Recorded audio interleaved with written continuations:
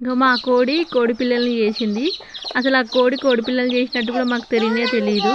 ఇవి అంతా ఈ అట్ట డబ్బా ఎక్కడో కొంచెం దూరంగా మాకు అవసరం లేనివి బట్టలన్నీ వేసి ఒక దగ్గర ఉండే, అసలు ఏంది కోడి పిల్లల సౌండ్ వస్తుందని దగ్గరికి వెళ్ళి చూసి అక్కడ కోడి అక్కడనే గుడ్లు పెట్టి అక్కడనే పొదిగి పిల్లల్ని కూడా చేసేసింది. అయితే ఇప్పుడు మళ్ళీ మామయ్య చూసి దాన్ని తీసుకొచ్చి ఇంకా సపరేట్గా పెడుతుండనమాట ఆ కోళ్ళని. ఆ కోడినేమో సరిగ్గా దగ్గరికి రానియట్లేదు, భయపడి దాని పిల్లల్ని ఏమన్నా చేస్తామా అని. ఇంకా మామయ్య అయితే మెల్లగా తీసి ఆ కుందెనలో వేస్తుండే ఆ కోడి పిల్లల్ని. ఇంకా మిగతా గుడ్లన్నీ మంచిగా ఉన్నాయా లేదా అని ఒకసారి పట్టుకొని ఊపి చూస్తుండే. కొంచెం బరువు ఉంటేనేమో మళ్ళీ అది పిల్లల్ని చేస్తా, లేదంటే ఆ గుడ్డు ఖరాబ్ అయినట్టుగా అని చెప్పేసి ఒకసారి చూసి అవి సపరేట్గా పెడుతుంది. అలా కోడి పిల్లలు చేసినా కూడా మాకు తెలియదు.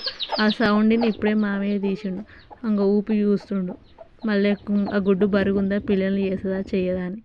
ఇంక ఇప్పుడు సపరేట్గా దాంట్లోని కుందెనలోకి పంపిస్తుంది.